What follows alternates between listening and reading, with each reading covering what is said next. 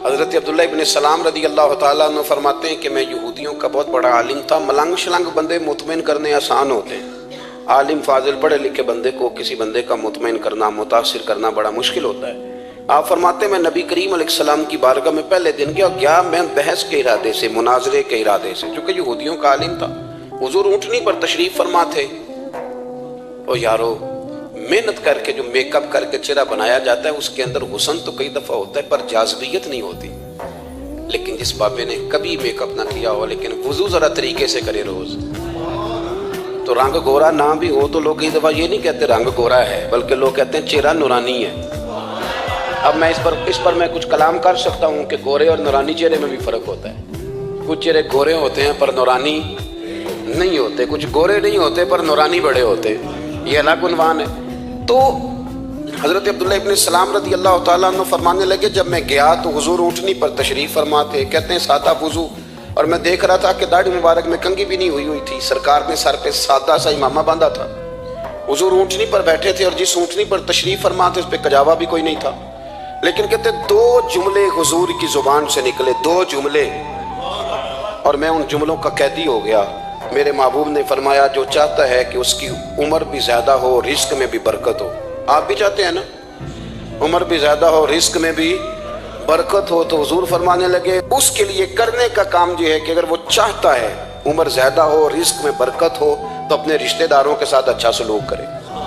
یہ حدیث اگرچہ اپنے انہی الفاظ کے ساتھ مشکات میں موجود ہے، لیکن وہاں حضرت عبداللہ ابن سلام رضی اللہ تعالیٰ عنہ کہتے ہیں کہ وہ کیا مٹھاس تھی لفظوں میں، جملے تھوڑے تھے، بات میں گہرائی بہت زیادہ تھی۔ میں آیا تھا بحث کرنے اور میں آگے بڑھا، حضور کا دست مبارک تھاما اور میں نے عرض کی یا رسول اللہ مجھے کلمہ پڑھا دے، میں مسلمان ہونا چاہتا ہوں۔ ہمارے ہاں لوگ سمجھتے ہیں کہ بہت زیادہ فلسفہ بیان کرنے والا شاید کوئی بڑا پڑھا لکھا بندہ ہوتا ہے، یہ جی نفسیات کا بڑا ماہر ہے جی، اس نے کئی ماسٹر کیے ہوئے ہیں، ایم فل کی ہے، پی ایچ ڈی کی۔ او خدا کے بندے، نفسیات کا ماہر وہ ہوتا ہے جو سامنے والے کی عقل کے مطابق بات کرنا جانتا ہے، اور اگر تم کہے جی میری بات ہی بڑی مشکل ہے میں کس کو سمجھاؤں، تو آپ یہ پڑھے لکھے نہیں ہیں، آپ ابھی سمجھدار نہیں ہوئے۔ کلم الناس علی قدر عقولہم، اگر آپ پڑھے لکھے ہوتے تو لوگ آپ کی بات سمجھتے۔ میرے رسول کریم نے کبھی کوئی مشکل بات نہیں کی، کبھی کوئی فلسفہ نہیں بیان کیا، بلکہ تیری نگاہ ناز سے دونوں ہی مراد پا گئے، عقل غیاب جستجو، عشق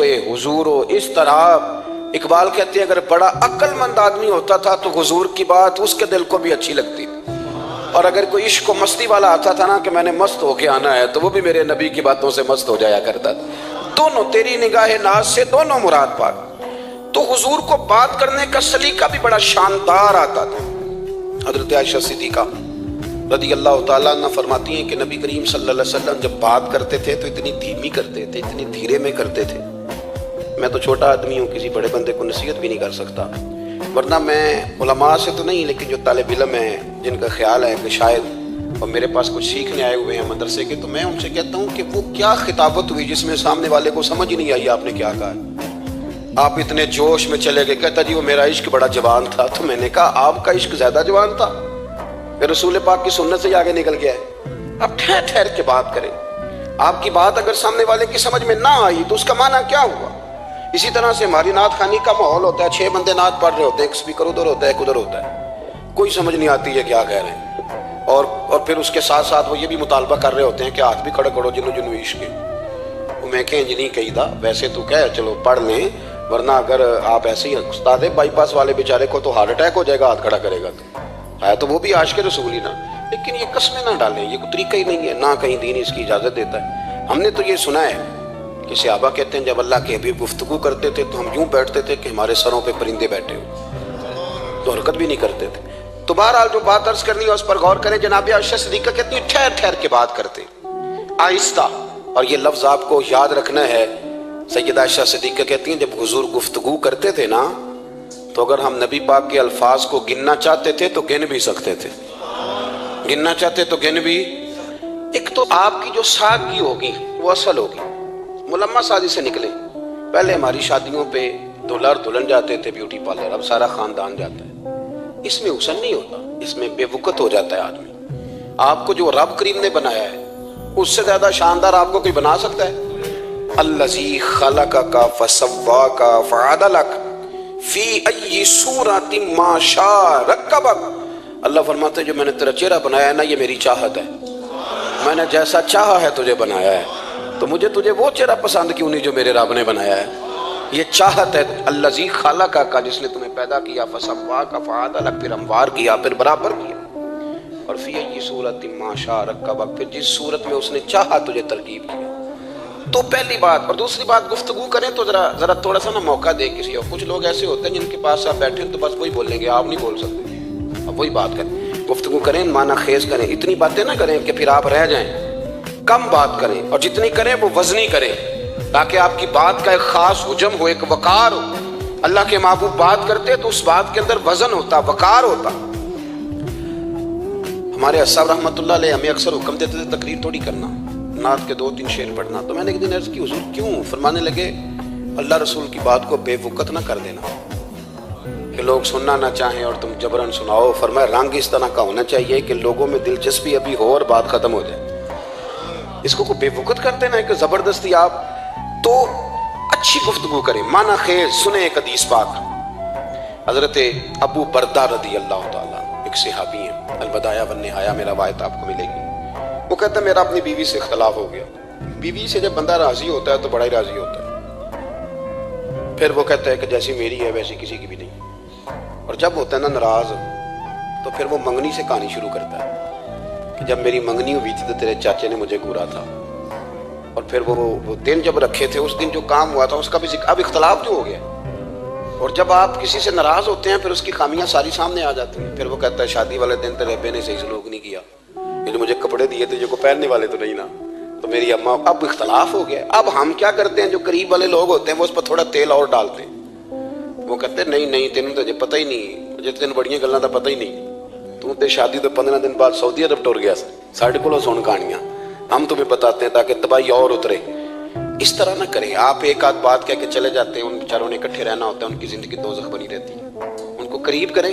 اللہ کے رسول تو کسی کا نکاح کرتے تھے تو میاں بیوی کے درمیان محبت کی دعا فرماتے تھے، تو وہ صحابی آئے تو اپنی بیوی سے ناراض تھے، تو انہوں نے اب بات شروع کر دی، کہنے لگے یہ بھی کرتی ہے، یہ بھی کرتی ہے، یہ بھی کرتی ہے، یہ بھی غلطی ہے، یہ بھی غلطی ہے، یہ بھی کوتاہی ہے، بڑی باتیں سنائیں۔ اللہ نے کان کتنے دیے اور زبان، اس کا مطلب ہے سنگل بولنا چاہیے اور ڈبل سننا چاہیے۔ اب جتنا بولتے ہیں اس سے ڈبل سننے کا مزاج بنائیں، کیونکہ کان اللہ نے 2 دی اور زبان سنگل بولیں اور ڈبل سنیں۔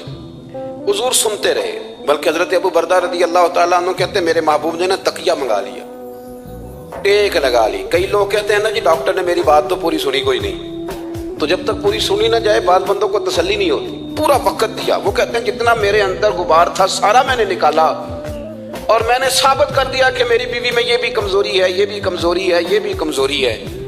کہتے ہیں جب میں تھک گیا نا باتیں کر کر کے اور باتیں ختم ہو گئی تو حضور ہلکا سا مسکرائے، پھر پہلی نظر ہی لوٹ لے ماہی تیرے ہار شنگارا۔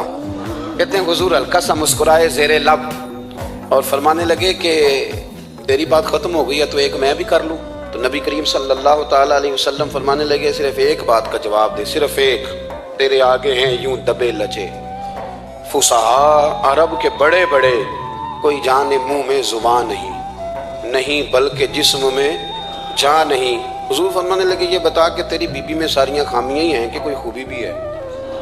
بھائی اتنا جواب دے دے، زیادہ لمبی چوڑی بات نہیں، تیری بیوی میں ساریاں خامیاں ہیں۔ اللہ جو بندے بناتا ہے نا، تو ایسا کوئی بندہ رب کریم نے نہیں بنایا جس کے اندر اللہ نے کوئی خوبی نہ رکھی ہو۔ یہ الگ بات ہے کہ ہماری اپنی اینک پر مٹی پڑی ہوتی ہے اور ہم سامنے والے کا چہرہ صاف کرتے رہتے ہیں، اپنی اینک نہیں صاف کرتے۔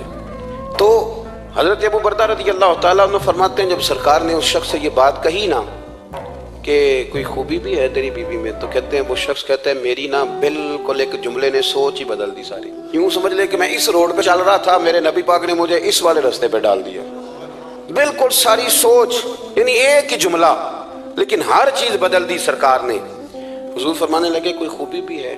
کہتے میں تھوڑی دیر چپ رہا، عرض کی یا رسول اللہ صلی اللہ علیہ وسلم آپ حکم کریں۔ تو حضور فرمانے لگے اپنی بیوی سے کبھی بوس نہ رکھو، اگر تمہیں اس کی خامیاں نظر آئیں تو اس بات پر توجہ کرو جو اس کے اندر خوبی ہو۔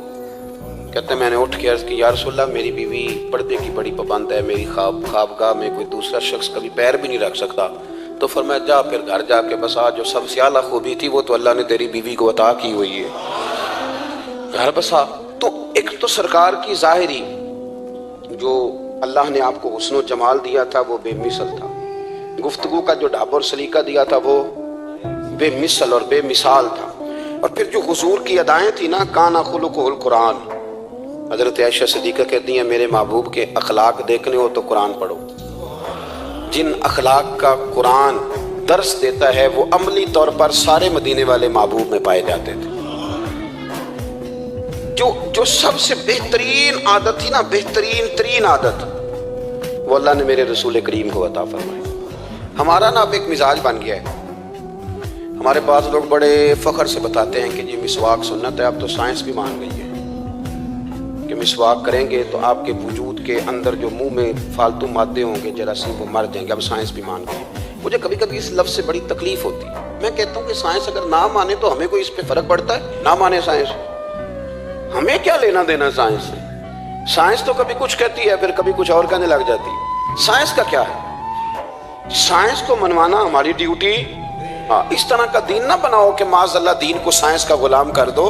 سائنس کل بھی رسول اللہ کی غلام تھی، آج بھی میرے نبی پاک کی غلام ہے۔ تو حضور کی جتنی ادائیں ہیں، جتنی، ایک کدو شریف ہے، حضور نے کدو استعمال فرمایا ہے۔ آپ چلے جائیں کسی بھی جگہ پہ، جس بندے کو بہت زیادہ بلڈ پریشر کا مسئلہ ہونا تو آپ اس کو ڈاکٹر کہتے ہیں کہ کدو ملے تو اس کو استعمال کراؤ۔ تیزابیت حد درجے اختیار کر دے اور اندر کا نظام سارا درم برم ہو جائے تو اس کو کدو استعمال کراؤ، اور آپ اس کی خاصیت دیکھ لیں۔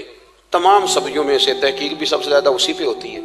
میرے رسول پاک کا ایک طریقہ مبارک ہے، اور صحابہ کے اگرچہ سید الطعام گوشت ہے، کانوں کا سردار اسے کہا گیا، لیکن حضرت انس بن مالک رضی اللہ تعالیٰ عنہ فرماتے ہیں کہ درزی نے نبی پاک کی دعوت پکائی تھی، وہ درزی تھا، کپڑے سیتا تھا۔ آپ فرماتے ہیں کہ میں حضور کے ساتھ اس درزی کے گھر گیا تو گوشت اور کدو پکا ہوا تھا۔ فرماتے ہیں اگرچہ سردار گوشت ہی ہے پر نبی کریم نے نا گوشت کے ٹکڑے ہٹا کے نا تو اندر سے کدو نکال کے کھایا۔ حضرت انس بن مالک کہتے ہیں مجھے کدو پسند نہیں تو میں نے کبھی نہیں کھایا تھا، گھر میں ہوتا تو میں جھگڑا کرتا، پر آج حضور کی رغبت دیکھی نا تو کل نہیں پسند تھا پر ابھی مجھے کدو بڑا پسند ہو گیا، مجھے کدو شریف سے پیار ہو گیا۔ جو اعلیٰ ترین چیزیں تھیں وہ نبی پاک نے استعمال فرمائی، اعلیٰ ترین۔ زیتون کی افادیت کبھی کم ہوئی ہے 1400 سالوں میں؟ کبھی کسی نے کہا ہو کہ زیتون استعمال نہ کرو؟ کبھی اس کی افادیت میں؟ یہ امامہ میرے نبی پاک کی سنت ہے، سارے پڑھیے صلی اللہ ہو، حضور کی سنت ہے نا یہ۔ کبھی کوئی بندہ ایسا آپ کو ملا ہو کہ اس نے امامہ باندھا ہو تو کسی نے کہا ہو رہن دے یار تینوں سونا نہیں لگتا؟ بندے سارے سونے سے نہیں نہ ہوتے، میری بات کی سمجھ آ رہی ہے؟ لیکن امامہ کبھی کوئی آپ کو ملے گا ہی نہیں کہ اس بندے کے مزاج کے ساتھ یہ فٹ، یا اس کے چہرے کے ساتھ یہ فٹ۔ اینک آپ لے لیں بازار سے، چھوٹی بھی ملتی ہے بڑی بھی ملتی ہے، کچھ لوگوں کے چہرے پہ کچھ چیزیں نہیں سیٹ ہوتی، فٹ نہیں ہوتی، لیکن یہ سرکار کی چونکہ سنت ہے، اور اس کا اعزاز یہ ہے کہ نبی پاک نے فرمایا جمعے والے دن امامہ باندھ کے آیا کرو، جمعے والے دن امامہ باندھ کے آیا کرو۔ جو لوگ جمعے والے دن امامہ باندھ کے آتے ہیں اللہ کے فرشتے ان پر درود بھیجتے ہیں، لیکن امامہ شریف ہونا چاہیے، اپنی مرضی کا رومال نہ باندھ لیں، کم از کم 3.5 گز ہو، اور ٹوپی کے اوپر باندھا گیا ہو۔ اپنی مرضی کا طریقہ نہیں اختیار کریں، وہ جو شریعت نے حدود بیان کی ہیں اس کے مطابق چلیں۔ میری بات کی سمجھ آ رہی ہے؟ تو جو بات میں نے چھیڑی ہے وہ یہ ہے کہ اللہ کے محبوب رب کریم کی دلیل ہے۔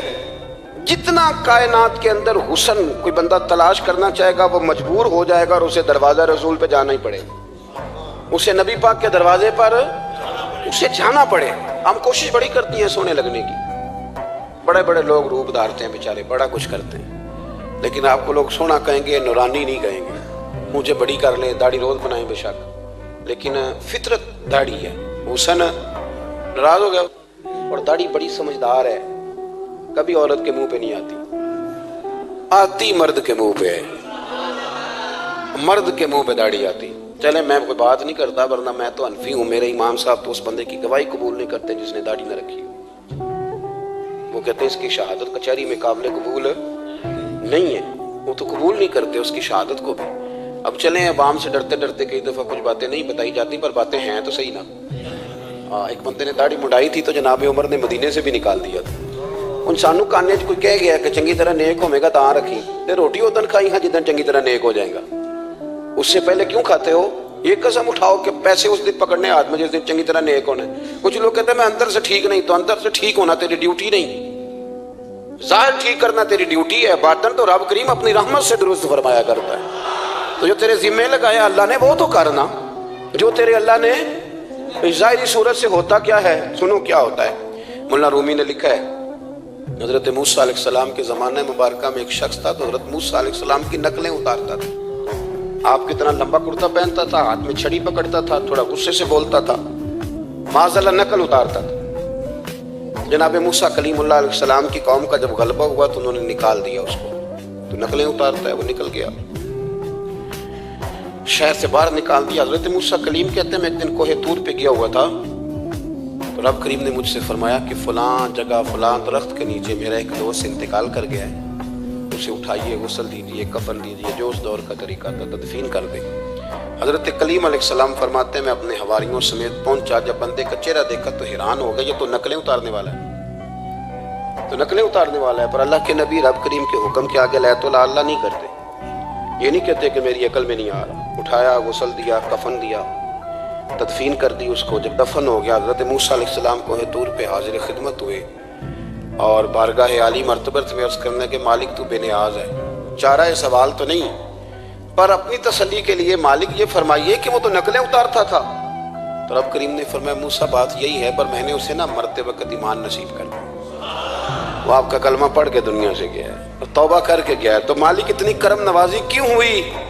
تو رب کریم نے فرمایا موسیٰ جب وہ تیری طرح بن سور کے نکلتا تھا نا, تیری ادائیں اپناتا تھا, تو مجھے پیارا ہی بڑا لگتا تھا, پیارا لگتا تھا. یارو دیکھو نا ترمذی شریف میں حدیث ہے, میرے رسول پاک علیہ السلام نے فرمایا میرا امتی جب سفید داڑھی لے کے قبر میں جائے گا نا, داڑھی اور وہ بھی سفید, تو رب فرشتوں سے فرمائے گا اسے عذاب نہ دینا, یہ میرے محبوب کی سنت سفید داڑھی لے کے آگے, مجھے شرم آتی ہے اسے عذاب دیتے. آپ بات کو سمجھے کہ یہ حضور کی سنت کا اعزاز جو اللہ کی بارگاہ میں, رب کے حضور جو سنت کا اعزاز اس لیے کہ کائنات میں سب سے اعلیٰ ترین جو کام تھا وہ کیا ہی میرے مصطفیٰ کریم نے. اعلیٰ ترین عمل نبی پاک, اعلیٰ ترین, اور طریقہ مبارکہ میں حسن اور جاذبیت. اور آپ اندازہ کر لیں, ہم لوگ پٹری سے اتر جاتے ہیں, مرضی کرتے ہیں, ہمارا مزاج ہے جتنا مرضی کو کہے کہ الکوہل والی خوشبو استعمال نہ کریں, اور ہم کوئی نہ کوئی دلیل نکال کے لے ہی آتے ہیں. لیکن خوشبو اس دور میں بھی اتنی بکتی ہے جس کی حد نہیں, اور لوگ اپنی اپنی ضرورت کے لیے اس کو استعمال ہے. ان 1400 سالوں میں 1450 سالوں میں ایک دفعہ بھی ایسا نہیں ہوا کہ یہ کاروبار کہیں ٹھنڈا ہوا ہو. حرم شریف اللہ آپ کو لے جائے تو مسجد نبوی میں سونے کی دکان کے ساتھ خوشبو والی دکان ہوتی ہے. یعنی اتنا مہنگا کاروبار ہے کہ جتنا کرایہ سونے کی دکان والا دے رہا ہے اتنا ہی خوشبو کی دکان والا دے رہا ہے. اتنا مہنگا یہ کاروبار ہے. ایک دن بھی اس کام کی اہمیت کم نہیں ہوئی. اور رسول کریم نے کیا فرمایا, صحابہ کہتے ہیں 3 چیزوں سے کبھی منع نہیں کرتے تھے. کوئی تکیہ دیتا تھا تو قبول کرتے تھے, کوئی بندہ اگر حضور کو دودھ پیش کرتا تھا تو نبی پاک قبول کرتے تھے, اور اگر کوئی شخص حضور کو خوشبو دیتا نا تو حضور جلدی قبول فرماتے تھے. یہ مزاج تھا. تو جو اعلیٰ ترین چیزیں تھیں ان کو میرے رسول کریم صلی اللہ علیہ وسلم نے کیا, ہمیں کر کے دکھایا. ہمارا ظاہری حلیہ آج بھی اہل عرب لمبا کرتا پہنتے ہیں. آپ لمبا کرتا پہننے حیا کے زیادہ قریب ہے. کھلا لباس حضور پسند کرتے تھے, یہ شرم و حیا کے زیادہ قریب ہے. اس کے اندر انسان کا پردہ زیادہ ہے. وہ ساری اعلیٰ قسم کی صفات جن سے ایک آدمی متصف ہو سکتا ہے اور اپنے آپ کو سجا سکتا ہے, اپنے معاملات کو ٹھیک کر سکتا ہے, وہ ساری رسول پاک نے ہمیں عطا فرمائی. ایک حضور کا طریقہ مبارکہ تھا کہ سامنے والے جتنے لوگ حضور کے دائیں بائیں رہتے تھے ان کا خیال کرتے تھے. ہم تو خیال رکھواتے ہیں نا اپنا کہ سارے مل کے میری عزت نہیں کرتا, تو میری. تو میں کہتا ہوں کہ یہ تو یہاں اپنی عزت کی بھیک مانگی ہے یا آپ نے لڑائی کر کے عزت لی ہے. ایسا نہ کریں, آپ عزت دینی شروع کر دیں, اللہ آپ کو سکون عطا کر دے. آپ احساس کریں دوسروں کا. حضور نہ شدت کے ساتھ, یہ اعلیٰ سنت ہے میرے نبی پاک کی صلی اللہ ہو, سارے پڑھیے درود شریف صلی اللہ ہو, یہ اعلیٰ سنت ہے. آپ دیکھیں نا بخاری مسلم میں موجود ہے, حضور فرماتے ہیں میرا دل چاہتا ہے میں لمبی نماز پڑھاؤں, لمبی نماز پڑھاؤں, دل میرا چاہتا ہے. لیکن فرمایا جب میں دیکھتا ہوں نا کہ پیچھے بچے بھی کھڑے ہیں, بوڑھے بھی کھڑے ہیں, بیمار بھی کھڑے ہیں, تو گویا حضور فرمانے لگے میں بندوں کا احساس کر کے رب کی نماز چھوٹی کر دیتا ہوں. میں مختصر پڑھاتا ہوں، اور مسند امام احمد بن حنبل میں حدیث کے لفظ ہیں کہ اگر کوئی نبی پاک کا انتظار کر رہا ہوتا تھا تو نماز مختصر پڑھتے تھے اور اس کو فارغ کر کے بھی لمبی نماز پڑھتے. ایسا نہیں کہ اب آئے ہیں 4-5 لوگ تو ان کو پتہ چل جائے کہ حضرت جی بڑی تگڑی نماز پڑھتے ہیں، بڑے صوفی صافی آدمی، یہ نہیں، بلکہ نماز ہے. بلکہ مسند امام احمد بن حنبل میں تو وہ خوبصورت حدیث موجود ہے. سیدنا بلال حبشی رضی اللہ تعالیٰ عنہ فرماتے ہیں کہ میں نے عصر کی نماز کے لیے اقامت پڑھ دی تھی، حضور مصلی امامت پر تشریف لے گئے تھے، ایک یہودی کا غلام آیا اور اس نے آ کے عرض کی یا رسول اللہ میں بڑی مشکل میں ہوں، اگر آپ چلیں تو میرا مسئلہ حل ہو سکتا ہے، میرا مسئلہ حل ہو جائے گا.